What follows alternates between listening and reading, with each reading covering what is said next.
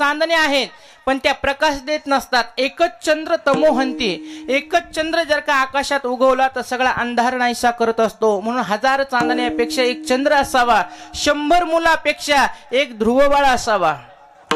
100 मुलं असून उपयोगाचे नाहीयेत. म्हणून चांगली संतती असावी, बुद्धिमान असावी.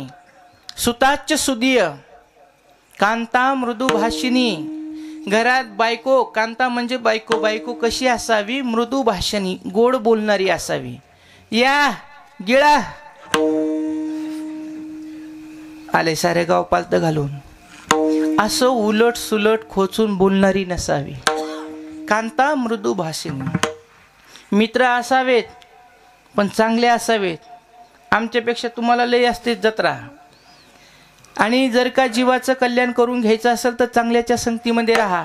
मनुष्य हा संघ प्रधान प्राणी आहे आणि तो संगतीने जितके त्याची उन्नती होते तितकी संगतीने अधोगती सुद्धा होत असते. म्हणून संगत करे सज्जन की तो बोले दो दो बाते आणि संगत करे गधो की तो खाए दो दो लाते. सन मित्र सयोधनम. मित्र चांगले असावेत आणि सधन असावेत. भंगार मुंगार रोडपती नसावेत. ते कधी आपल्याला रोडपती करते कळून देणार नाही. व्यसनामध्ये पाडतील, तुम्हाला खर्च करायला लावतील. आणि इथून पुढचा काळ फार विचित्र आलेला आहे. इथून पुढचा काळ फार विचित्र आला. म्हणून मुलांसाठी संपत्ती कमवून ठेवण्यापेक्षा संस्कार कमवून ठेवा. आणि आता काळाची गरज आहे मुलं संस्कारित होणं.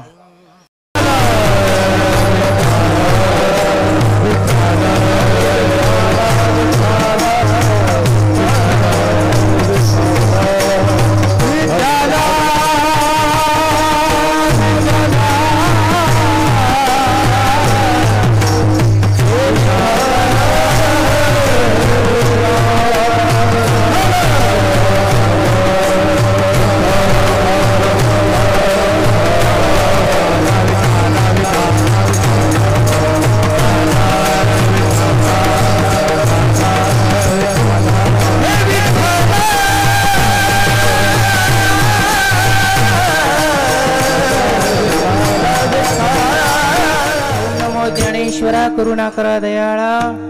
ओम नमो ज्ञानेश्वरा करुणा करा दयाळा. तुमचा अनुग्रह लादलो पावन झालो चराचरी विठ्ठल विठ्ठल. प्रस्तुत प्राप्त प्रसंगी कीर्तन रूपी सेवेकरता घेतलेला अभंग जगतवंदनीय जगद्गुरु संत श्रेष्ठ वैराग्याचे कळस असणारे संत श्रेष्ठ श्री तुकाराम महाराजांनी सुंदर असा मानवाला ह्या जगातून उद्धरून नेणारा आणि ह्या इहलोकामध्ये आल्याच्या नंतर आपल्यासोबत जगालाही उद्धरून घेऊन जाण्यासाठी ज्यांनी ह्या इहलोकीची यात्रा केली आणि ह्या इहलोकामध्ये येऊन संतांचं काय महत्व असतं हे सांगण्यासाठी हा अभंग आहे. विठ्ठल विठ्ठल.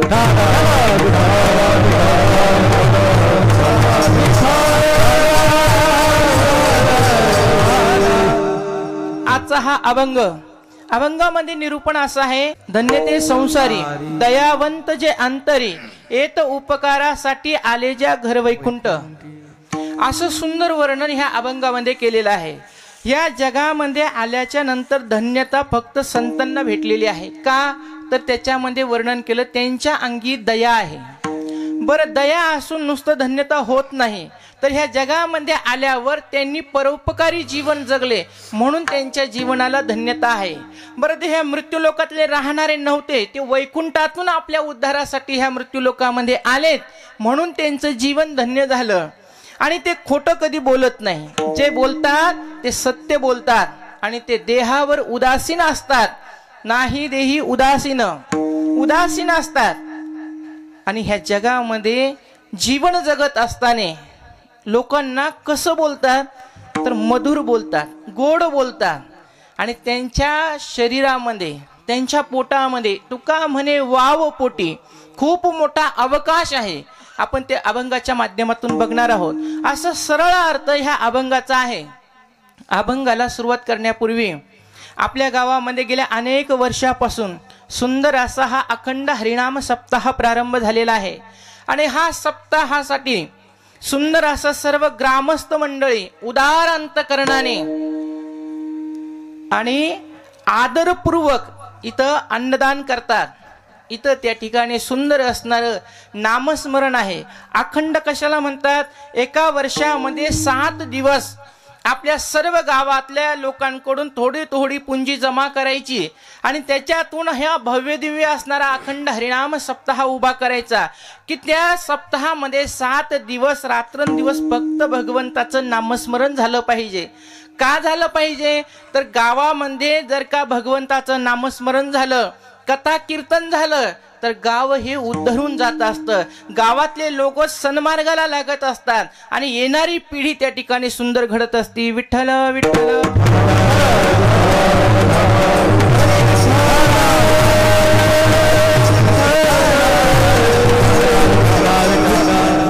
म्हणून हा सप्ताहाचं नियोजन आहे. सकाळी सुंदर त्या ठिकाणी विष्णू जागरण आहे. जागर झाल्याच्या नंतर काकडा होतो. काकडा झाल्याच्या नंतर सुंदर असणारं विष्णू सहस्रनाम, ज्ञानेश्वरी पारायण, गाथा पारायण. दुपारच्या सत्रामध्ये आमच्याच भागातलं स्वररत्न असणारं गाणं कोकिळा, हरिभक्त पारायण, ज्योतिताई धनाड्याची सुंदर अशी शिवपुराण कथा आपल्या गावामध्ये आरंभ झालेली आहे. 4था दिवस आहे ना? 4था दिवस. मलाही 2-3 वर्षापासून खूप तुमच्या सर्व माता माऊल्यांचं निमंत्रण येते, पण वेळ भेटत नाही बघा, म्हणून ती सेवा करण्याचा योग येत नाहीये. आणि सुंदर असणारं शिवपुराण आपल्या गावामध्ये चालू आहे. सध्या शिवयुग प्रारंभ झालेला आहे आणि सगळीकडं त्या ठिकाणी भगवंताची कथा सुरू आहे. आता भागवत सगळ्यांनी ऐकलेत, रामायण सगळ्यांच्या मुखपाठ झालेले आहेत, पण शिवपुराणामध्ये काहीतरी नवीन कथा ऐकायला भेटतात आणि सहज भक्ती करून माणूस कसा उद्धरून जाईल हे सांगितलेलं आहे. आणि वारकरी संप्रदायाचे जे मुख्य गुरु आहेत तेच आमचे भगवान शंकर आहेत. विठ्ठल विठ्ठल.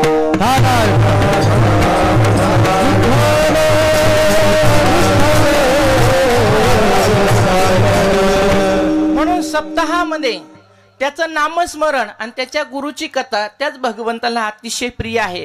आणि हरिहरामध्ये भेद नाही, दोघं एकच आहे, फक्त एका विलंटीचा अंतर आहे. हरी आणि हर एवढंच विलंटीचं अंतर आहे. आणि दोघात कसा अंतर नाही तुकाराम महाराजांनी सुंदर सांगितलं.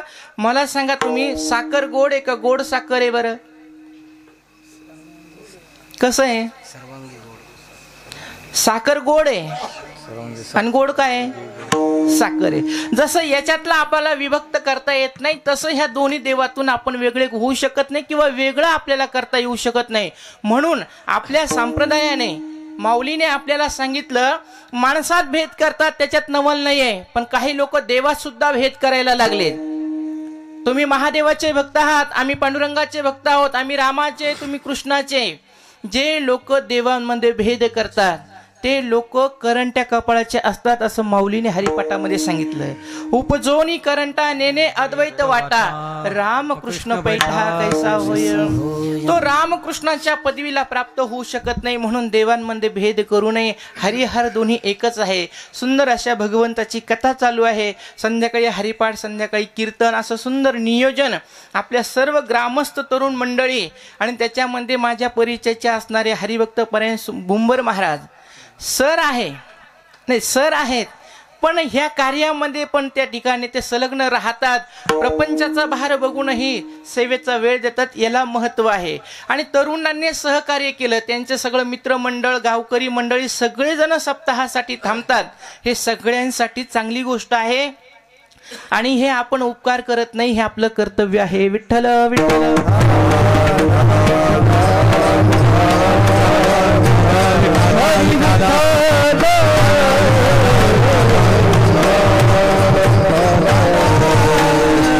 असं असणारं सुंदर भव्य दिव्य नियोजन आहे. गेल्या 3 वर्षापासून येण्याचा योग येतो. आजच्या कीर्तनाचे यजमान आहे हरिभक्त पारायण, आमचे बाबांचे शिष्य आणि माझे गुरुबंधू हरिभक्त पारायण आमचे सदाशिव भाऊ नाईक, तुमच्या गावचे ते जावई आहेत. आणि आमचा खूप वर्षापासून एक परिवार आहे, भक्त परिवार, त्याच्यामधले एक परिवारातले आहेत ते सुंदर ह्या 2 वर्षापासून इथं नियोजन करतात आणि त्यांच्यासोबत बाबांच्या सेवेमध्ये लागलेले गेल्या एक 5-7 वर्षापासून सुंदर अशी सेवा करतात आमचे दत्ता भाऊ भुंबर. हे दोन्ही यजमानाने आजच्या कीर्तनाची सेवा घेतली. तुमच्या ह्या परिसरामध्ये सुंदर वातावरण आहे, कारण की मी आता 6 महिने ह्याच परिसरामध्ये फिरत असते. तर सुंदर लोक त्या ठिकाणी आयोजन नियोजन करतात. या कथेचं सुंदर असं कीर्तनाचं नियोजन त्यांनी केलेलं आहे. म्हणून भगवंत करो त्यांच्या घरी सुख समृद्धी त्या ठिकाणी नांदो. आणि ह्या कीर्तनासाठी आता मला नेहमी कथा करायची सवय म्हणून कीर्तन म्हणायचं तर कथाच येतं बघा, मूळ स्वभाव जाईना. आणि कथा म्हणजे माझा प्राण आहे. मला तुम्ही झोपेतून उठवून कथा सांगायला बसा, तुम्हाला जशी पाहिजे तशी कथा सांगता येते, पण ती मधात कथा आली तर समजून घे कीर्तनच चालू आहे. विठ्ठल विठ्ठल.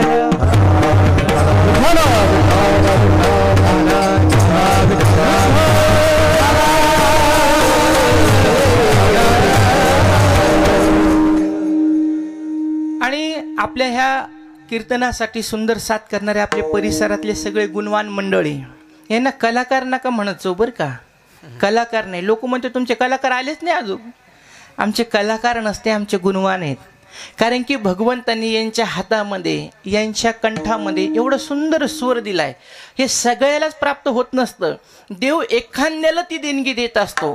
हजार लोक आहेत, हजारात एखादा व्यक्ती असा घडत असतो की त्यांच्या बोटावर त्या ठिकाणी ताल नसतो, यांच्या कंठामध्ये त्या ठिकाणी स्वर आळवल्या जातात. असे सगळे संगीतकार लोक, सुंदर आमचे सगळे गुणीजन मंडळी ज्यांनी आता चाल गायली, हरिभक्त परायण माकोडे महाराज, आमच्या परिसरातलं असणारं वैभव भाऊसाहेब महाराज फाटक, आणि भैयाचं नाव काय, कृष्णा महाराज.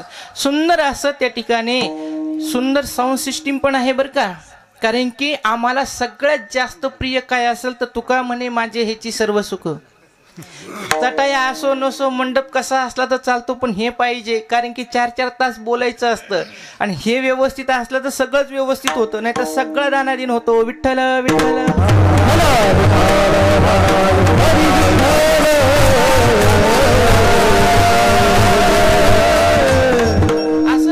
त्या ठिकाणी सुंदर भव्य दिव्य नियोजन आहे. सर्व ग्रामस्थ मंडळी, आमचे साऊंड सिस्टीमवाले, आमचे सर्व गुणवान मंडळी ह्या ठिकाणी उभे आहेत.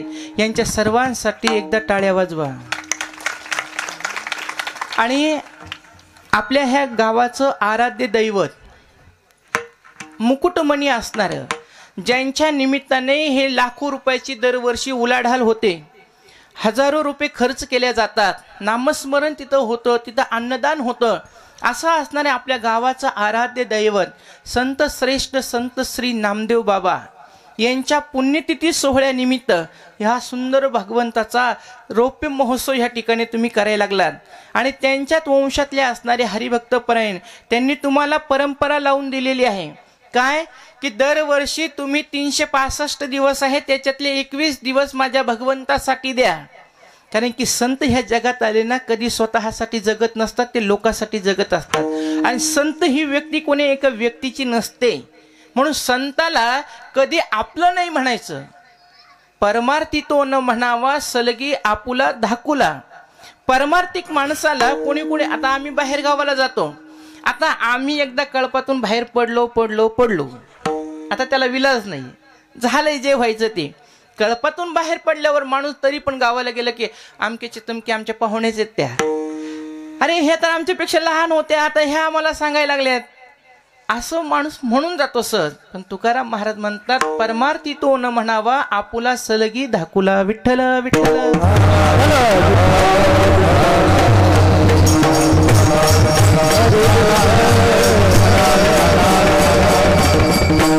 म्हणून संत हे जगासाठी कार्य करणारे असतात.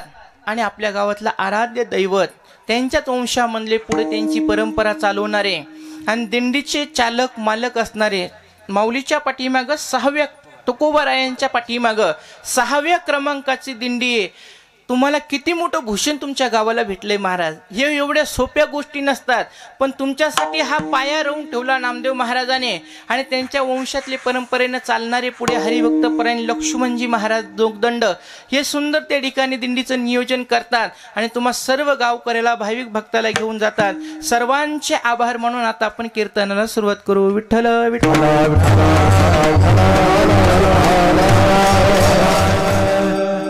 ह्या मृत्यू लोकामध्ये देव आला, ह्या मृत्यू लोकामध्ये संत आलेत, ह्या मृत्यू लोकामध्ये माणसं आलेत. माणसं आले, देव आले, संत आले आणि सगळे ह्या जगातून जाणारेच आहेत. पण आया है सो जाएगा राजा रंग फकीर. कोई सिंहासन चढ चला, कोई बधा जंजीर. आलेला माणूस जाणारा असतो, पण येणं आपल्या हातात नाही, जाणं आपल्या हातात आहे. मग जावं कसं हे शिकवण्यासाठी ह्या सप्ताहाचं नियोजन असतं. विठ्ठल विठ्ठल.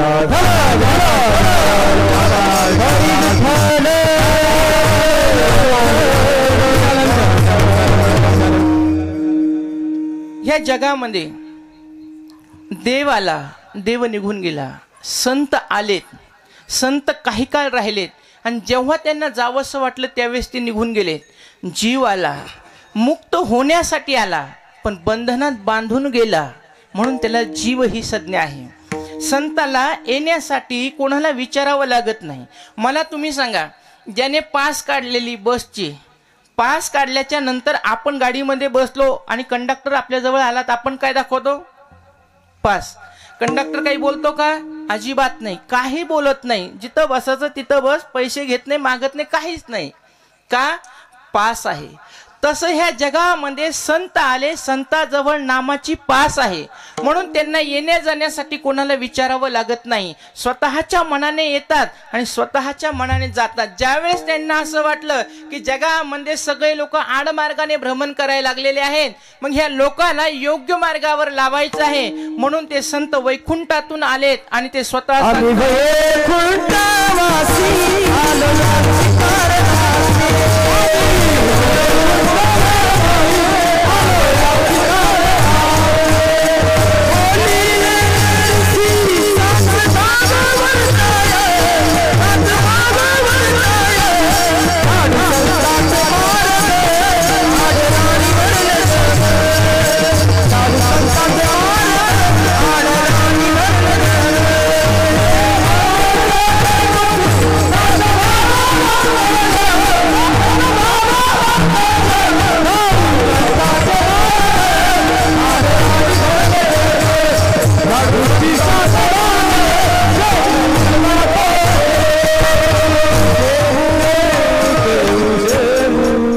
संतांचे मार्ग आड राणी भरले जग, पण कोण आम्ही वैकुंठवासी आलो याची कारणासी.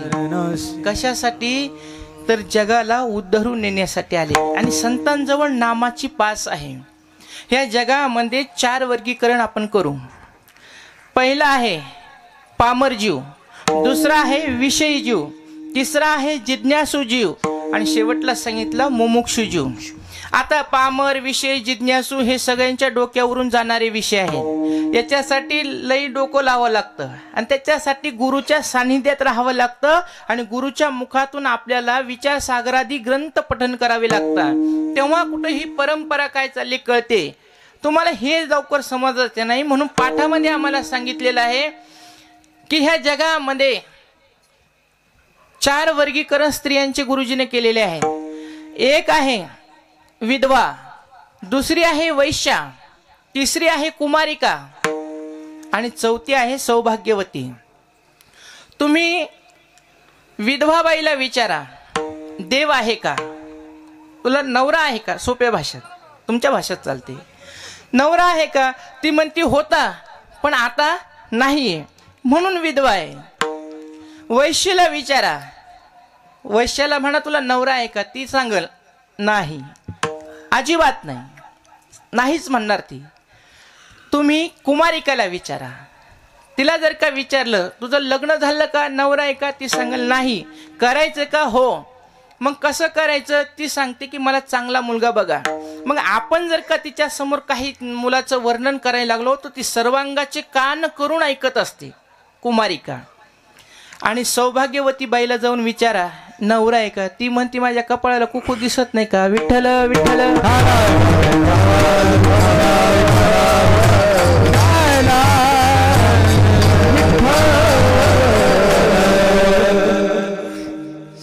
सौभाग्यवती बाई म्हणजे मुमुक्षु संत आहेत. ज्या अर्थी सौभाग्यवती आहे त्या अर्थी देव आहे. ज्या अर्थी तुम्ही सगळेजण इथं मंडपामध्ये बसलेला आहात त्या अर्थी तुम्ही सगळे जिज्ञासू आहात. तुम्हाला देवाबद्दल जाणून घ्यायचंय म्हणून तुम्ही कामधाम सोडून इथं बसलेला आहात. नाहीतर आपले इतके चॅप्टर फक्त आपणच आहेत.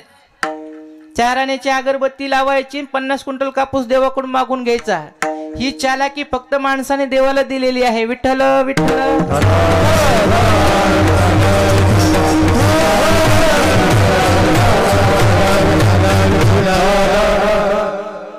हा आहे जिज्ञासू वर्ग. कुमारिका म्हणजे जिज्ञासू, वैश्या म्हणजे पामर. त्या पामर जीवाला देव ह्या जगात आहे का नाही काहीच माहित नाही, तो डायरेक्ट नाहीच म्हणतो. विषय जीव आहे. विषय जीवाला विचारलं देव आहे का, आहे बाबा, पण आम्ही काही बघितलेलं नाहीये. कसं आहे, आम्हाला काही माहिती नाहीये, आम्ही आमच्या पोटाची खळगी भरण्यासाठी जीवन जगायला लागलो. मग यांची दया संतांना आली आणि संतांनी विचार केला, विषय ओटी भुलले जीव, आता याची कोण करील कीव. नौपजे नारायणी भाव पावोनी ठाव नरदेहा. नरदेहाला आलेत पण यांना नारायणाचं स्मरण नाही, भगवंताची ओळख नाहीये, म्हणून संत ह्या जगामध्ये आलेत. आणि एक साधक त्या ठिकाणी तुकोबारायाकडे गेला आणि तुकोबारायाला विचारलं, म्हणले महाराज, या जगातून जर का आम्हाला उद्धरून जायचं असेल तर काय करावं लागल. तर संतांचं सानिध्यात राहावं लागल.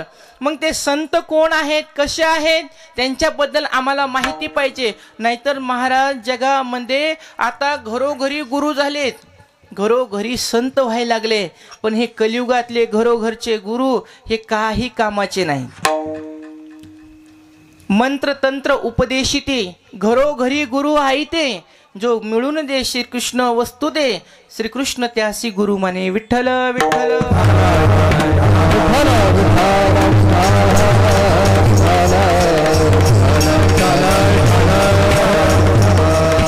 मग ह्या जगामध्ये धन्यतेला प्राप्त का झाले ते संत, तर ही भारतभूमी जी आहे, ही भारतभूमी सप्तद्वीप आहे. सप्तद्वीपामध्ये एक द्वीप आपला आहे आणि त्या द्वीपाचं नाव आहे जम्बूद्वीप.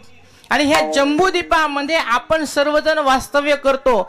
जम्बूद्वीप का नाव पडलं, तर त्याचं कारण आहे कोल्याच्या तोंडासारखं भारत देशाचं चेहरा आहे, म्हणून याला जम्बूद्वीप म्हणतात.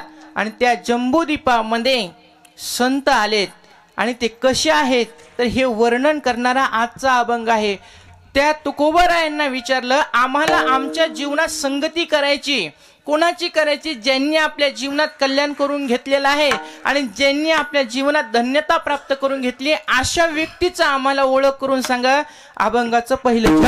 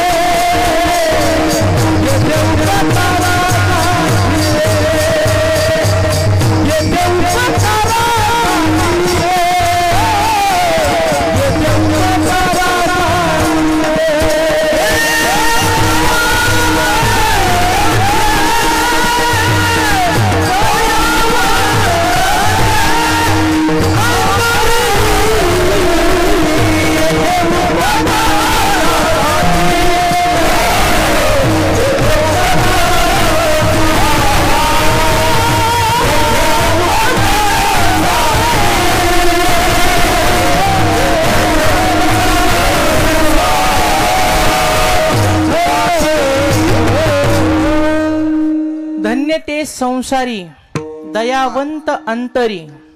आता संसार म्हणजे काय? संसाराच्या 3 व्याख्या करू आपण. 3 वर्गामध्ये त्याला वाटू. पहिला आहे हे जग, आणि ह्या जगाचा एक संसार आहे, आणि ह्या जगरूपी संसारामध्ये याचे आवाज सगळे मनुष्य जीव जन्माला आलेत, आणि ह्या जगामध्ये आल्याच्या नंतर चांगले कर्म करत नव्हते, म्हणून माऊलीला वाईट वाटलं, आणि माऊलीने सांगितले परिपास व्यासाची मूर्ती लाहोनी देहाची, खंती करती कर्माची ते गावंडे गा. मनुष्य देह प्राप्त झालाय आणि चांगले कर्म करत नाही, दुःखाला प्राप्त व्हायला लागले जीव, आणि ह्या सगळ्या दुःखी झालेल्या जीवाला गाळातून उपसायचं होतं आणि स्वानंद सुखाकडे घेऊन जायचं होतं, आत्मसुखाकडे घेऊन जायचं होतं. म्हणून माझ्या माऊलीला दुःख वाटलं, माऊलीने ह्या भूतलावर अवतार घेतला, आणि माऊलीने ह्या संसाराचं चित्र बदलण्याचं एक निर्णय केला, आणि जे काही ज्ञान शास्त्राचं, पुराणाचं, वेदाचं गुह्य लपून ठेवलेलं होतं ते गुह्य ज्ञान जगासमोर प्रगट केलं माऊलीने, आणि सगळ्यालाच ब्रह्मत्वाची प्राप्ती करून दिली. विठ्ठल विठ्ठल.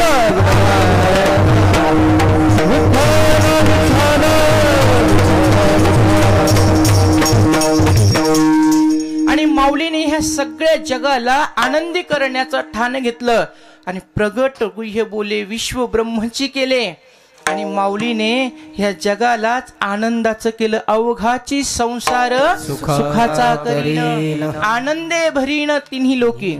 तिन्ही लोकांमध्ये भगवंताचं नाम करून ह्या सगळ्या जगाला आनंदी केलं. हा पहिला संसार. दुसरा संसार आहे हे शरीर. शरीर एक संसारच आहे. ह्या शरीराचं लहानचं मोठं होणं, मोठ्याचं म्हातारं होणं, म्हातारं झाले की मरून जाणं, याला 6 अवस्था शास्त्रामध्ये सांगितली. आणि कितीही परमार्थ व्यक्ती करत असेल, जोपर्यंत व्यक्तीला देहाचा विसर पडत नाही परमार्थामध्ये, तोपर्यंत तो खरा साधक होऊ शकत नाही. साधक होण्यासाठी सतसंपत्ती, मुमुक्षु ज्ञान, वैराग्याच्या गोष्टी आपल्याला आत्मसात कराव्या लागतात. जव वैराग्याची शिवण देखती, विवेकाची भाषा नेनती, ते मूर्ख केवी पावती मज ईश्वराते. आपल्याला वैराग्य धारण करावं लागल, देहावर उदास व्हावं लागल, तर भगवान परमात्मा प्राप्त होत असतो. तुकाराम महाराज एका ठिकाणी म्हणतात, जववरी देहावरी तव अवघेच संसारी. विठ्ठल विठ्ठल.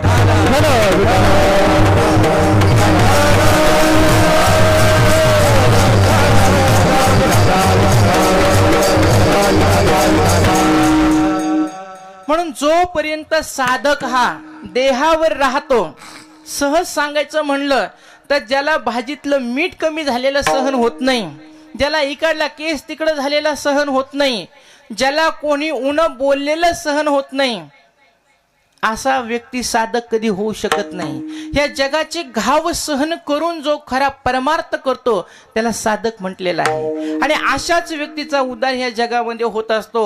म्हणून देहाचा विसर पडला पाहिजे, तरच भगवंताची प्राप्ती जीवाला होऊ शकते. असा सुंदर दुसरा संसारिक आहे. आणि तिसरा आहे पती पत्नी, लग्न करून देणं, घर उभा करणं, मुलं बाळ जन्माला घालणं, घरातला पसारा वाढवणं, याचं नाव आहे संसार. हा 3ऱ्या नंबरचा संसार आहे. मग तुकाराम महाराज सांगतात की ह्या जगामध्ये धन्य कोण आहे, तर संत आहेत. आणि तुम्हाला एक सांगू का, ज्ञानोबाच्या नंतर निवृत्तीनाथ, सोपन काका, मुक्ताबाई हे 4ही भावंड जर का सोडले तर बाकीचे सगळे संत परंपरेतले, आपल्या वारकरी संप्रदायातले सगळे संत त्या ठिकाणी गृहस्थी आहेत, संसारिक आहेत. मग संसार त्यांचा धन्य झाला आणि तुमचा होत नाही, याचं कारण काय? त्यांना कळालं की ह्या मृत्यू लोकातला आपण काहीच घेऊन जाऊ शकत नाही. इथून नेण्यासाठी फक्त एकच वस्तू आहे, ते आहे आपलं कर्म. आणि त्या कर्मामुळेच जन्म होतो आणि कर्मामुळेच मरावं लागतं. ही फटफटी फक्त कर्मामुळे होत असते. विठ्ठल विठ्ठल.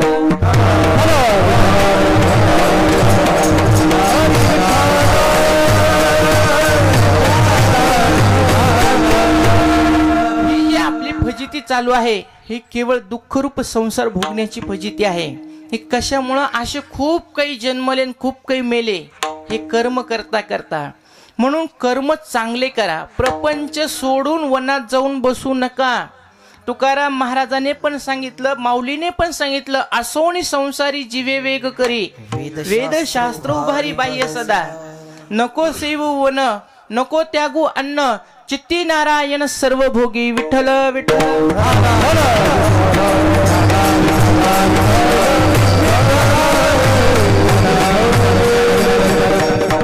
घर कसा असावा, संसार कसा असावा, तर तुम्हाला काही जगाचा संसार करायचा नाही, स्वतःला काही वनामध्ये न्यायचं नाही, पण आहे तो घर तरी चांगलं असलं पाहिजे.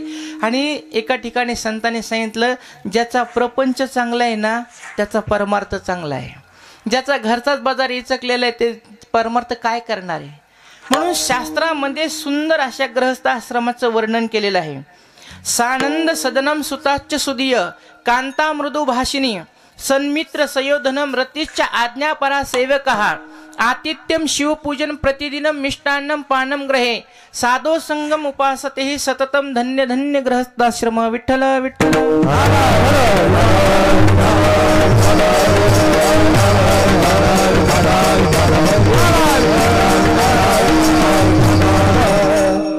घर कसा असावं महिला मंडळी ऐका. इथं पुरुष मंडळी कमी आहेत, इथंच नाही सगळीकडे तितकेच असते, गावोगाव हीच बोंब आहे. बरं मला तुम्ही सांगा, तुम्हाला कामं जास्त आहेत का आम्हाला कामं जास्त आहेत? इमानदारीने सांगा. का मी सांगू तुम्हाला? सांगू का? सांगू का? बोलू नका बरं नंतर. बघा तुम्ही, माणूस सकाळी उठतो, बहिर दिशेला जाऊन आले की त्याला पाणी तयार असतं, आंघोळ करतो, आंघोळ झाला गंध टिळा केला की नीट निघाला मंदिराच्या पारावर बसायला, मारुतीच्या नावाने घरातून बाहेर पडतो, मारुतीला लांबूनच नमस्कार करतो, बसलाच वट्ट्यावर, चालल्यात गावातल्या टवळक्या सुरू झाल्या. तिथून बसायचं, गप्पा हाणायच्या, घरी जायचं, घरी जाऊस तर स्वयंपाक तयार असतो. आमची माऊली लगेच ताट वाटते, ताट लागलं की जेवण करायचं, जेवण झाले की उचललं आपलं साहित्य आणि चालला शेतामध्ये, शेतात गेला, थोडे ढोरं चालवले, काही नांगर हाणायचा हाणला, थोडंसं काही काम करायचं केलं, पुन्हा 5 वाजता बैल झुपले, गाडी घेऊन घरी आला, घरी आले, गाडीत बैल सोडले, चारा पाणी केला, आणि चारा पाणी केलं की तवर बायको चहा तयार ठेवते, चहा पिले की पुन्हा चाललाच मंदिराकडं, पुन्हा बसलाच ओट्यावर, पुन्हा बसला गप्पा मारत, आणि पुन्हा घरी जातो. 8-8:30 वाजता पुन्हा तयार असतं जेवण, जेवण करायचं, जेवण झालं की आतून टाकून ठेवती बिचारी, आतून टाकलं की लगेच टीव्ही बघायची, थोडी झोपायचं. झालं हे तुमचं काम, बरोबर आहे की नाही? त्याच्यात काही कमी जास्त टाकायचं अजून, एवढंच आहे ना. आता आमचं ऐका. आधीच हसू आला आम्हाला. नाही आज आपलाच पक्ष मोठा आहे, घाबरू नका तुम्ही. ऐकायला तुम्हीच, सांगायला मीच आहे. विठ्ठल विठ्ठल.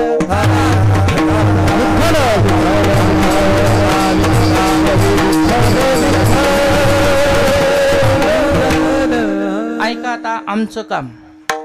सकाळी सगळ्याच्या अगोदर उठायचं, झाडून काढायचं, सडा समार्जन करायचं, रांगोळी काढायची, आंघोळ करायची, आंघोळ झाल्यावर सगळ्याला पाणी तापायचं, सगळ्याला आंघोळीला टाकायचं, सगळ्याच्या आंघोळी करून घ्यायच्या, सगळ्याला चहा बनवायचा, सगळ्याला चहा द्यायचा, सगळ्यांचा चहा पाणी झाला की कपडे धुवायचे, घर पुसून घ्यायचं, स्वयंपाक करायचा, सगळ्याला जेवू घालायचा, लेकरांचे डबे भरायचे, लेकरांना शाळेत पाठवायचं, पुन्हा शिदोरी बांधायची, नवऱ्यासंग पुन्हा शेतात जायचं, पुन्हा दिवसभर त्याच्या मागं खुरपत बसायचं, तिथं काम करायचं, नवरा गाडी झुपूस तर पुन्हा भाराभर काड्या घ्यायच्या, पुन्हा त्या टाकायच्या, पुन्हा त्याच्यासोबत बसायचं, पुन्हा घरी यायचं, आलं की पहिलं दरवाजा उघडायचं, झाडून काढायचं. असंच ना, झाडून काढायचं, झाडून काढले की चूल पेटवायची, चहा करायची, स्वतः 1 कप 1 बशी प्यायचा, नवऱ्याला अर्धाच कप द्यायचा, नवऱ्याला चहा द्यायचा, मुलाबाळांची चहा पाणी करायची, पुन्हा संध्याकाळचा स्वयंपाक करायचा, दिवाबत्ती करायची, सगळ्याला घरी बोलवायचं, सगळ्याला जेव खाऊ घालायचं, आपण जेवायचं, पुन्हा भांडे कुंडे घासायचे, सगळे व्यवस्थित लावून द्यायचे, झाडून काढायचं, आतरून टाकायचं, सगळ्याला झोपी घालायचं. आणि इतकं करून एखादी भांडायला आली तर तिला पण नाराज करायचं.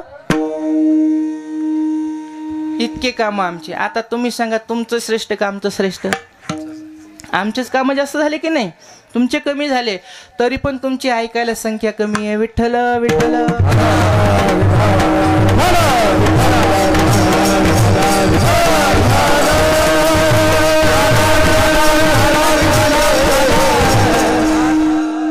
महिला मंडळी, घर कसं असावं? सानंद सदनम. घर स्वच्छ असावं, पवित्र असावं. घराच्या समोर चिखल नसावा, नालीतली घाण नसावी. सानंद सदनम. सुताच्य सुधीय. मुलगा एकच असावा पण बुद्धिमान असावा. कारण की वंशामध्ये जर का बुद्धिमान मुलगा जन्माला आला तर वंशातले मागचे सगळे दुःख नष्ट होत जातात आणि वंशाला चांगलं वळण लागलेलं असतं आणि पुढचा परंपरा सुखाची होत असते. म्हणून मुलगा एकच असावा पण गुणवान असावा. पुत्र भावायचा गुंडा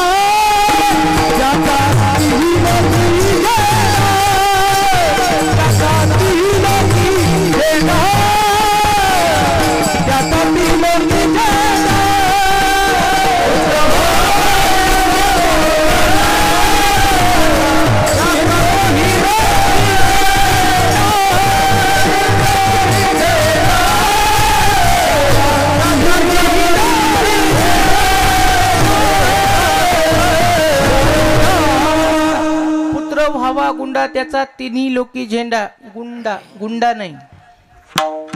म्हणून शास्त्र सांगतं वरमेको गुणी पुत्र नच मूर्ख शतान्यपी. एकच चंद्र तमोहंती नच तारा गणोपीच. आकाशा मांडणे आहेत पण त्या प्रकाश देत नसतात. एकच चंद्र तमोहंती. एकच चंद्र जर का आकाशात उगवला तर सगळा अंधार नाहीसा करत असतो. म्हणून 1000 चांदण्यापेक्षा एक चंद्र असावा. 100 मुलापेक्षा एक ध्रुवबाळ असावा.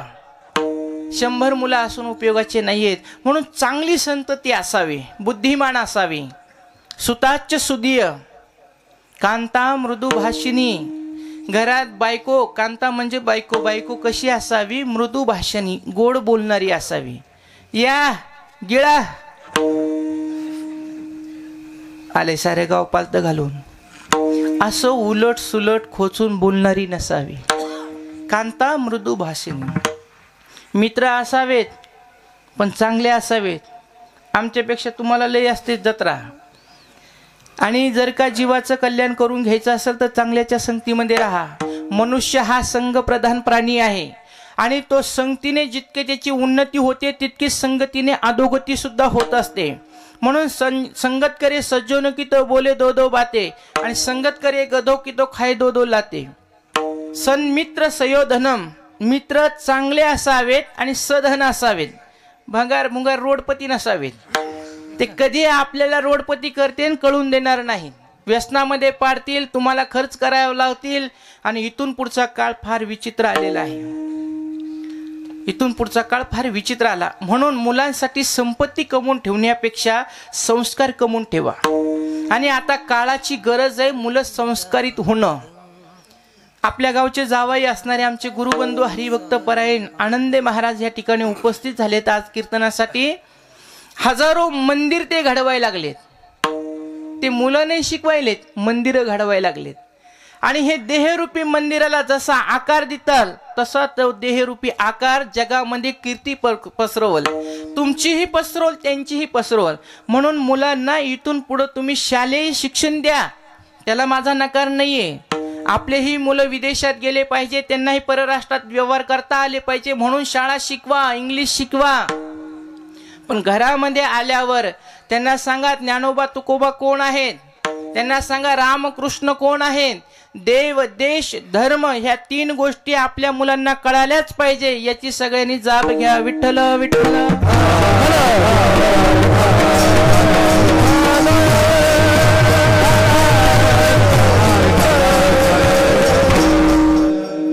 सन्मित्र सयोधनम. रतीच्या आदना परा सेवकहा. आपलं प्रेम आपल्या पत्नीवरच असलं पाहिजे. आणि आपले जे सेवक असतात घरात काम करणारे हे सगळे आपले आज्ञाधारी असले पाहिजे.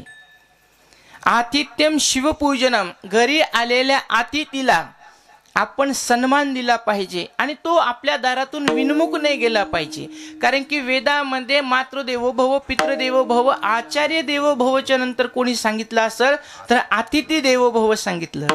अतिथी जर का आपल्या दारातून विनमुख गेला तर त्याचं काही जात नाही, पण जाताना आपली पुण्य संपत्ती घेऊन जात असते. घेऊन जाय पुण्य संपत्ती. विनमुख गेली अतिथी, घेऊन जाय पुण्य संपत्ती, आपली पुण्य घेऊन जात असतो. पूजन करायचं म्हणजे त्याचं नेमकं काय करायचं, त्याला काही असं की देवघरात नेऊन आरती वळायची नाहीये. आला ग्लासभर पाणी द्यायचं, चहा पाणी करायची, विचारपूस करायची, आपल्या दारातून विनमुख जाऊन द्यायचं नाही. घरामध्ये रोज शिवपूजन झालं पाहिजे. शिवपूजन का करावं तर तुम्ही प्रत्येक देवाकडे बघा, 2च तोंडन खिचडीन बोंड, तिसरं कोणी नाहीये घरात. आणि तो शाप पण आहे पार्वतीचा. आता त्याला वेळ नाही आपल्याला सांगायला, शिवपुराण चालू आहे, तुम्हाला ऐकायला भेटल. तो एक शाप आहे. म्हणून बाकीच्या देवाला संतती नाहीये, पण महादेवाला सुंदर अशी पत्नी आहे, तिचं नाव आहे पार्वती. महादेवाच्या उजव्या बाजूला बसलेला आहे गणपती, डाव्या बाजूला पार्वतीच्या मांडीवर बसलेला आहे कार्तिकेय स्वामी.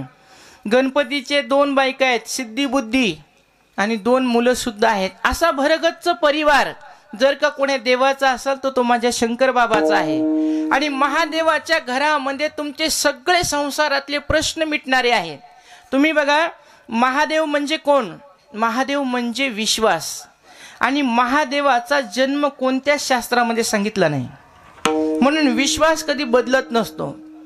एकदा आईने सांगितलं, हे तुझे पप्पा, अख्खं जग विरोधात मारू द्या गप्पा, पण पप्पा पप्पा. पुन्हा विशेष मिटला, पप्पाच असतो तो, त्याला विश्वास म्हणत असतात. आणि विश्वास कधी बदलत नसतो. म्हणून महादेवाचा जन्म नाहीये, जन्म आहे पार्वतीचा, म्हणून तिला श्रद्धा म्हटलेलं आहे शास्त्रामध्ये. आणि तुम्ही बघा, श्रद्धा बदलती. सोमवारी महादेवाच्या वाऱ्या केल्या, नाही गुण आला तर चलाच मंगळवारी पुन्हा देवीकडं, नाही मंगळवारी तिथं गुण आला तर चालला बुधवारी पांडुरंगाकडे, पांडुरंगाकडे नाहीत लाभ झाला तर चालला दत्तात्रयाकडे गुरुवारी, शुक्रवारी संतोषी माता, शनिवारी हनुमंतराय, पुन्हा रविवारी येळकोट येळकोट जय मल्हार. तुम्हाला सांगू का, ही जी भक्ती आहे ना, वार बदलला की देव बदलणं, याला ज्ञानेश्वरीमध्ये व्याभिचारिणी भक्ती सांगितलेलं आहे. जशी वैश्य जीवन जगत असते ना, तसं त्या भक्ताचं जीवन असतं. म्हणून एक देव आपला असला पाहिजे आणि एकाच देवाची आपण पूजा केली पाहिजे. पण शास्त्रामध्ये असं नाही सांगितलं की एका देवाची पूजा करा आणि अन्य देवाला नाव ठेवा, बाकीच्या देवाची निंदा करा. मी तुम्हाला थोडक्यात सांगाल, विठ्ठल विठ्ठल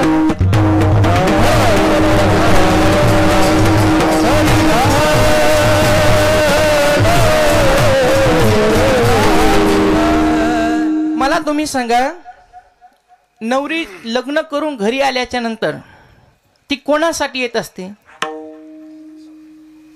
कोणासाठी येते? महिला मंडळ झाले सगळ्याचे? झालेत का? नवरी कोणासाठी येते? नवरदेवासाठी. नवऱ्यासाठी बिचारी एकटी सगळं जग सोडून येते. मग तिनं आल्यावर इमानदारीने खरं सांगा, तिनं सेवा कोणाची करायला पाहिजे?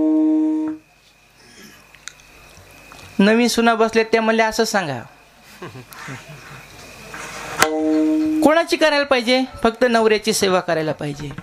तिनं सासू सासऱ्याची, देरा भायाची, कोणाची सेवा नाही करायला पाहिजे. पण ती करती, त्याचं कारण आहे, ती बिचारी खरी नवऱ्यासाठी सगळं सोडून आलेली आहे, तिनं खरं नवऱ्याची सेवा करायला पाहिजे. पण असं आहे की आई वडिलाची सरकार सासू सासऱ्याची सेवा केली तर नवरा खुश राहील, देराची नंदाची सेवा केली तर नवरा माझ्यावर अधिक प्रसन्न होईल, घरातले बाकीचे सदस्य माझ्यावर प्रसन्न राहावेत, माझ्यावर माझा पती प्रसन्न राहावा आणि अधिक मला त्याने जीव लावावा, याच्यासाठी आपण बाकीच्याची सेवा करतो. बाकीच्याची सेवा करायचा अर्थार्थी काहीच कारण नाहीये, पण तो खुश होतो या सगळ्यांची सेवा केल्याने. तसं एक देव आपल्या जीवनामध्ये असावा, त्याची सेवा करा. पांडुरंग असावा किंवा हनुमंतराय असावे किंवा तुमचा महादेव असावा, रामकृष्ण जो देव पाहिजे त्याच्याशी अनन्यता ठेवा. न अन्य इति अनन्यता. कोणाचा आश्रय घ्यायचा नाही, एकाच्याच आश्रयाला राहायचं. मी महादेवाची भक्त आहे ना, पण एकादश आली तर एकादश करायची, पांडुरंगाच्या मंदिरात जायचं, दर्शन घ्यायचं, म्हणायचं पांडुरंगा महादेवाचं जरा नामस्मरण कमी व्हायला लागलं, चांगला आशीर्वाद देन, महादेवाच्या चांगल्या वाऱ्या मला घडू दे. दर्शन घेतलं पांडुरंगाचं आणि मागितलं काय? शिवाची भक्ती. याला म्हणते अनन्यता. आणि अशी अनन्यता असेल तर भगवंत सांगतात योगक्षेम वहाम्यहम, मी त्याचा योगक्षेम वहन करत असतो. म्हणून घरामध्ये नित्य शिवपूजन करावं. घरामध्ये गोड खाणारे लोक पाहिजे. गोड म्हणजे काय याचा अर्थार्थी संबंध घेऊ नका. आता जर का रोजच गोड खायला लागले तर होते शुगर सगळ्यांना. पण गोड खाणं म्हणजे काय शास्त्रामध्ये सांगितलं. दिवसभर घरातले परिवारातले लोक बाहेर असतात पण संध्याकाळी सगळे एकत्र येतात. म्हणून तुम्ही सप्ताह केला, सप्त्यातून एवढं घेऊन जा की रोज संध्याकाळी आपण सगळ्या परिवाराने सोबत जेवण करायचं. याला म्हणतात गोड जेवण. विठ्ठल विठ्ठल.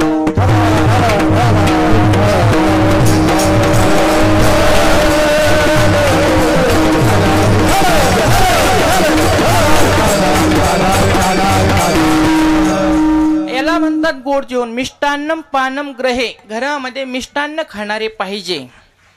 आणि नंतर सांगितलं साधो संगम उपासतेही. प्रपंचाला कोणातरी साधू संतांचा आधार असावा, कृपा असावी. जसं की आता दत्ता भाऊ झालं, सदाशिव भाऊ झालं, हे दर एकादशीला बाबांच्या आश्रमात येतात, बाबांची सेवा करतात. घरामध्ये काही जरी करायचं असेल तर बाबाला विचारल्याशिवाय करत नाही. याला म्हणतात प्रपंचाला एखाद्या साधूची साथ, कृपा असणं. याचं नाव आहे साधो संगम उपासते ही सततम. धन्य धन्य ग्रहस्थाश्रम. विठ्ठल विठ्ठल.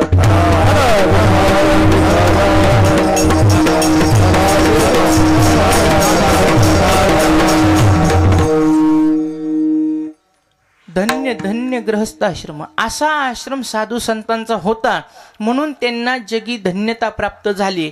पुन्हा काय होतं त्यांच्या जवळ, त्यांच्या अंतःकरणामध्ये दया होती. किती दया तुम्हाला सांगते. संत एकनाथ महाराज रामेश्वराची यात्रा करायला गेलेत. जात असताना त्यांच्या सोबत अनेक ब्राह्मण होते आणि नाथबाबाने काशीमध्ये स्नान केलं आणि काशीमधून कमंडलू मध्ये पाणी घेतलं आणि पाणी घेऊन पायी यात्रा रामेश्वराची करत गेले. रामेश्वर 2-2.5 किलोमीटरवर राहिला असेल. कडाक्याचा उन्हाळा होता, खालून पाय भाजत होते, प्रचंड ऊन पडलेलं होतं आणि अशा परिस्थितीमध्ये त्यांनी रामेश्वराची यात्रा आरंभ केलेली होती. 2.5-3 किलोमीटर असेल ते रामेश्वराचं मंदिर. अगदी निकट आलेले होते. हातामध्ये कमंडलूत काशीचं पाणी होतं आणि समोर त्यांनी वाळवंटामध्ये एक गाढव पडलेला बघितला आणि तो पाण्या वाचून तळमळ तळमळ करत होता, तरफडत होता पाण्यापासून. नाथबाबाने बघितलं. नाथबाबाच्या मनामध्ये असा निर्माण झाली शंका की याला लागलेली आहे तहान आणि याला जर का पाणी नाही दिलं तर हा मरू शकतो. आणि जवळपास तर कुठं पाणी दिसत नाही, समुद्र दूर आहे, काय करावं. याला जर का पाणी नाही पाजलं तर हा मरू शकतो. त्या पशुबद्दल त्यांच्या अंतःकरणामध्ये दया निर्माण झाली. हजारो मैल चालत आलेले होते. हजारो किलोमीटरची यात्रा पायी केलेली होती आणि ते इतक्या दुरून पवित्र आणलेले गंगेचं जल काही एक विचार न करता अंतःकरणातली दया त्यांनी त्या पशुवर केली आणि आणलेलं कमंडलूतलं पाणी त्याच्या मुखामध्ये ओतलं आणि तो पाणी पिऊन तो उठून उभा राहिला. बाकीचे जे ब्राह्मण मंडळी होते ना ते म्हणले याला काहीच कळत नाही, म्हणले मूर्ख आहे म्हणले. हा हजारो किलोमीटर पायी पायी चालून आलो आणि याने पाणी अशा ह्या गाढवाला पाणी पाजवलं, काय उपयोग झाला याचा या यात्रा करून. सगळे आदा तदा बोलायला लागले आणि प्रसंग असा झाला, सगळेजण त्याच्यावर रुष्ट झाले आणि तितक्यात त्या गाढवातून भगवान शंकर प्रगट झाले आणि भगवान शंकराने दर्शन दिलं. विठ्ठल विठ्ठल.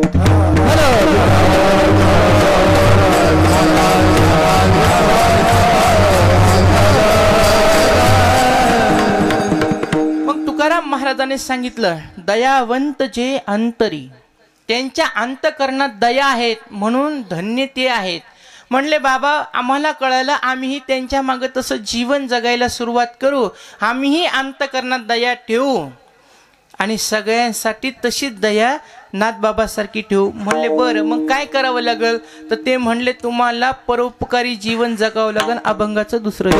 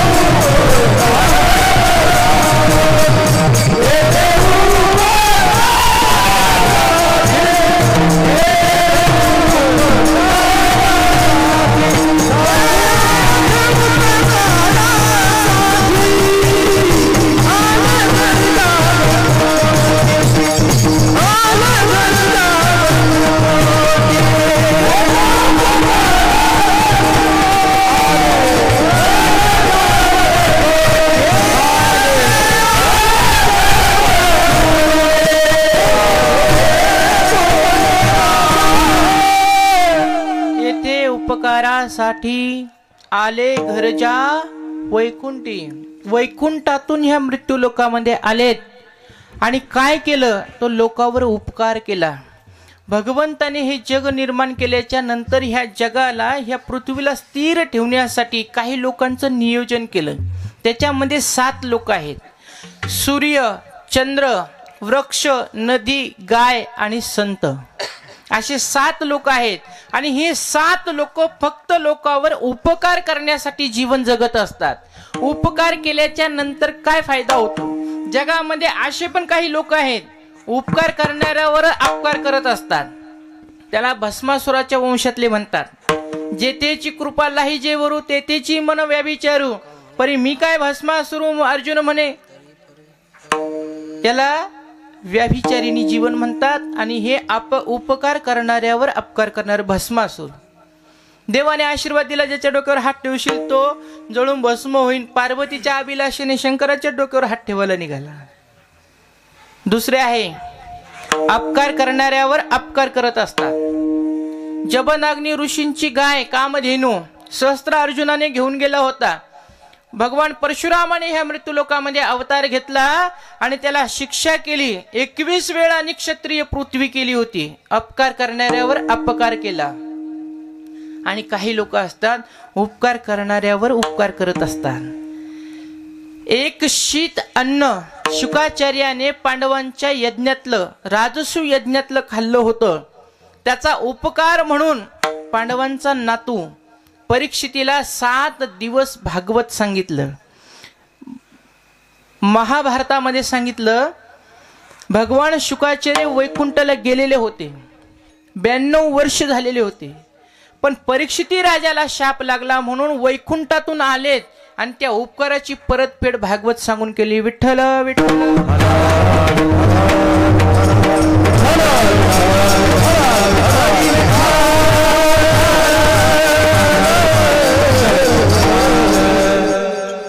म्हणून अपकार करणाऱ्यावर उपकार आणि उपकार करणाऱ्यावरही उपकार करणारे हे संत असतात.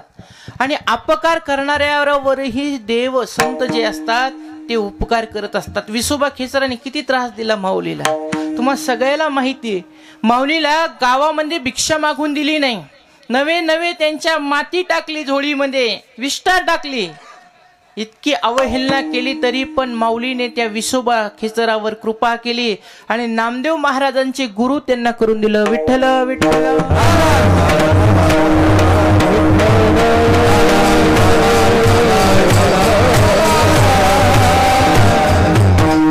असे त्या ठिकाणी संत आहेत. उपकार केल्याच्या नंतर काय परिणाम होत असतो तुम्हाला छोटासा दृष्टांत देईल. एक असा छगनलाल होता आणि जीवन जगवा लागला. पण खाणं पिणं काहीच उद्योग नाही दुसरा. वय झालंय, कोणी मुलगी दे नाही का, व्यसन जडलेलं आहे. दुसरं कारण संपत्ती नाहीये. तिसरं कारण उद्योग काही नाहीये. काय करावं? गावात राहण्यापेक्षा आपण देवाची तरी भक्ती करू म्हणला आणि देवाला तरी प्राप्त करून घेऊ, असं तरी आयुष्य चाललेलंच आहे. पश्चाताप झाला आणि पश्चातापाच्या अग्नीतून बाहेर आल्यावर त्याला असं वाटलं आपण जावं आणि भगवंताची आराधना करून भगवंताला तरी प्राप्त करून घ्यावं. विचारावं, माझ्या नशिबात तुम्ही असं दारिद्र्य का दिलं? ना लग्न होतंय, ना धनसंपत्ती आहे, ना कोणी मला विचारतंय. देवाकडे जायचं म्हणला आणि देवाच्या वाटेनं निघाला हिमालयाकडे जायला. जाता जाता एका म्हातारीच्या आश्रमात, एका म्हातारीच्या पर्णकुटीमध्ये थांबला. त्या म्हातारीने रात्रभर त्याला जेवायला खावायला दिलं, आराम करायला जागा दिली आणि सकाळी उठल्यावर त्या म्हातारीने विचारलं, बाबा कुठं चाललास? त्याने सांगितलं, आई भगवंताला प्राप्त करून घ्यायला चाललो आणि माझे काही प्रश्न ते देवाला विचारणार आहे. ती म्हातारी म्हणली, बरं झालं बाबा तू सापडलास. तुला जर का देव भेटला तर माझा एक प्रश्न देवाला विचार. काय आजी?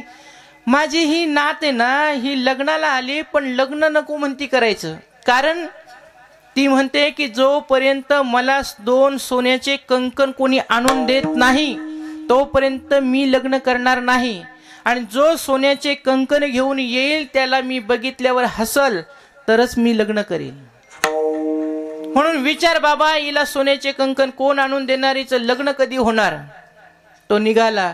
दुसरा मुक्काम माळ्याच्या शेतामध्ये पडला. माळ्याने त्याला खायला भाकरी दिली, विश्रांतीला जागा दिली. सकाळी उठल्यावर विचारलं, कुठं चाललास? म्हणले, बाबा मी देवाला प्राप्त करून घेण्यासाठी चाललो. बरं झालं तुम्ही भेटलात. तुम्हाला जर का देव भेटला तर देवाला एवढं विचारा की माझी ही 10 एकर जमीन आहे, 8 एकर पिकते पण 2 एकर पिकतच नाही. खत पाणी घाला, नांगरणी करा, पाणी द्या, पिकतच नाही. काय करावं विचारा देवाला. बरं. तिसरा मुक्काम एका साधूच्या आश्रमात गेला.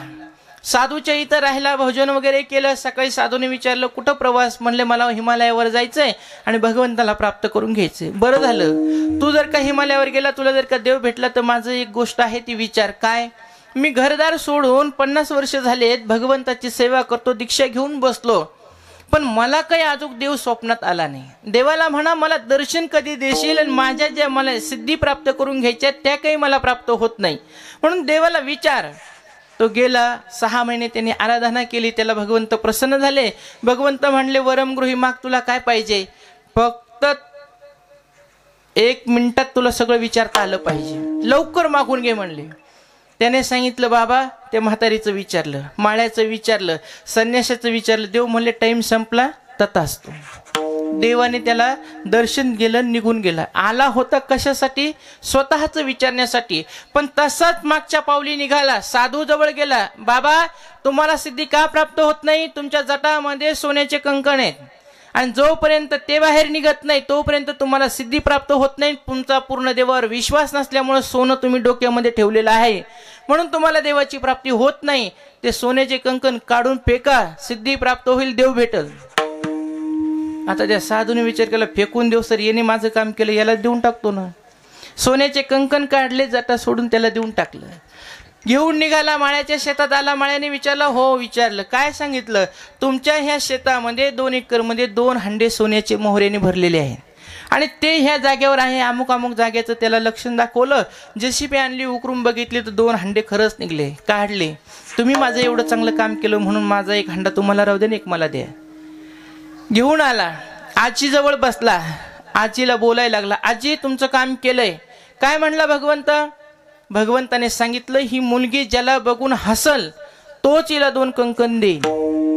आणि ती मुलगी आली, चहा घेऊन त्याच्याकडे बघितली, हसली, त्याने 2 कंकण काढून तिच्या हातात घातले. विठ्ठल विठ्ठल.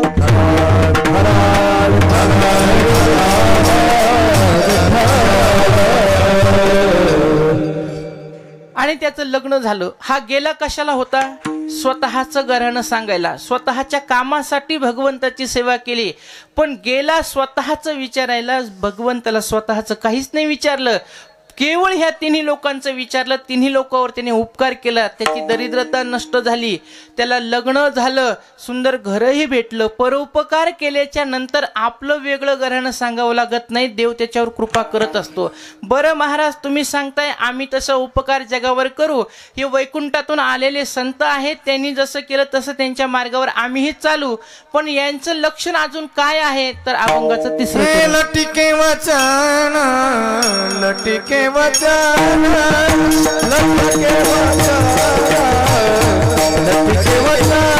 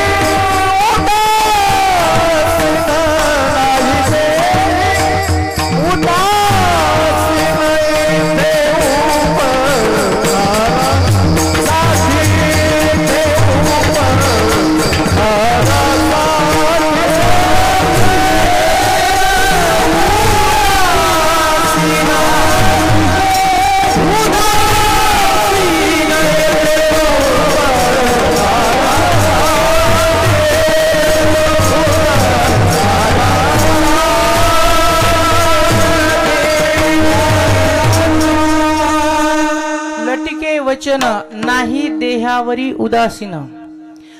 तुकाराम महाराज म्हणतात, की असे संत असतात, पण याचा अर्थार्थी संदर्भ कसा लावायचा? लटिके वचन नाही देहावरी उदासीन.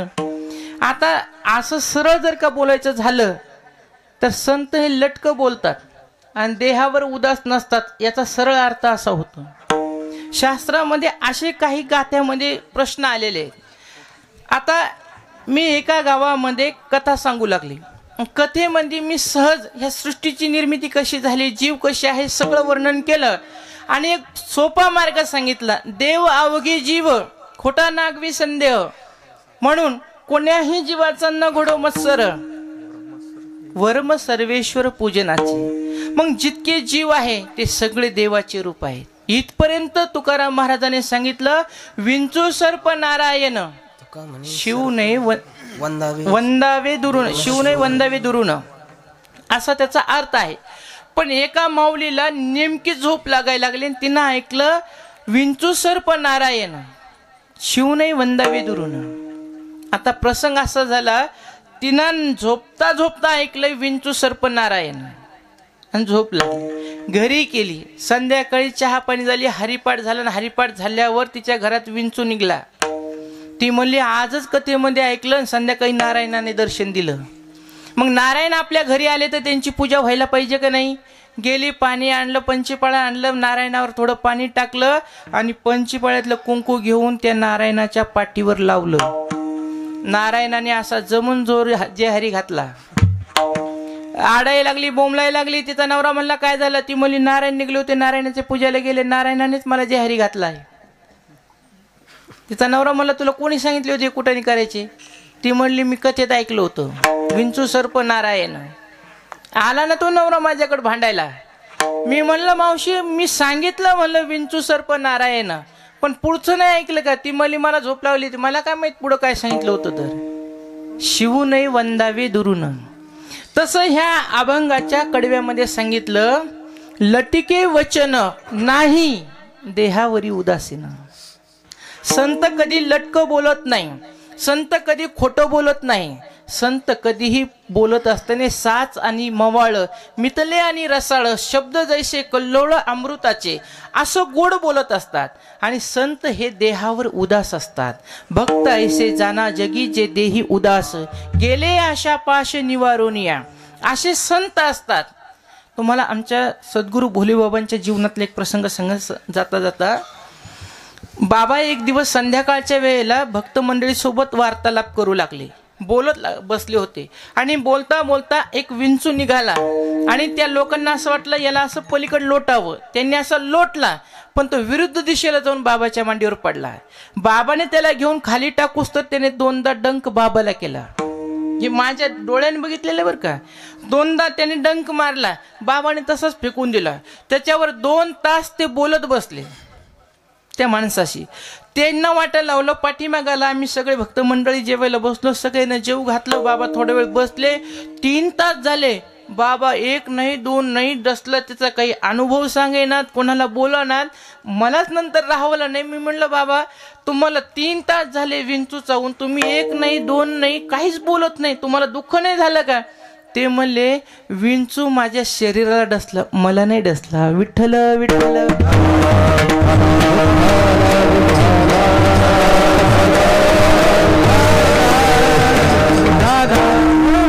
जोपर्यंत आपण देहावर उदास होत नाही तोपर्यंत आपल्याला भगवंताची प्राप्ती होत नसते. असं सुंदर वर्णन ह्या अभंगात केलं. संत हे नेहमी देहावर उदास असतात, तेव्हा कुठं त्यांना भगवंताची प्राप्ती झाली, तेव्हा कुठं देव त्यांना बोलला. असं सुंदर वर्णन झालं. आणि म्हटले महाराज आम्हीही देहावर उदास राहूया, आम्हीही जगाशी चांगलं बोलूया. काय करावं लागल? अभंगाचं शेवट.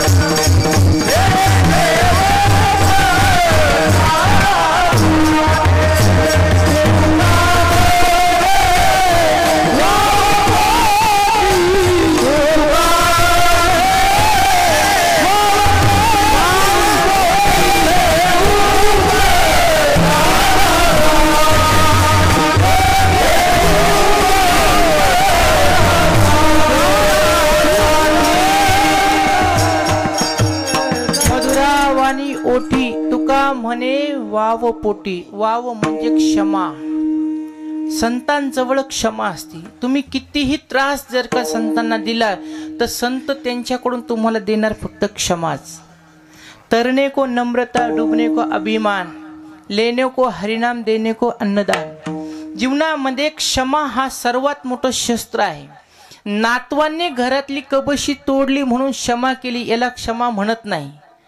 विरोधातल्या लोकांनी आपलं काही नुकसान केलं तरीही त्याला उदार अंतकरणाने माफ करणं याचं नाव क्षमा आहे. आणि क्षमा हे शस्त्र आहे, क्षमा हे भूषण आहे. म्हणून संतांनी सांगितलं क्षमा ही माणसाच्या जीवनात असावी. म्हणून समुद्र नदी नवे पैगा, पाषाण म्हणून नये लिंगा, संत नव्हती जगा माणसा त्यासारखे. मधुर वाणीनं बोलतात आणि जगावर उपकार करत असतात. आटू वेगो विंदानू, आशा शंका प्रतारणू, हे संन्यासिली अवगुणू जिही वाचा. ज्ञानेश्वरी मध्ये 12 अवगुण सांगितलेले ते वाणीचे, बोलण्याचे 12 प्रकार सांगितलेले आहेत.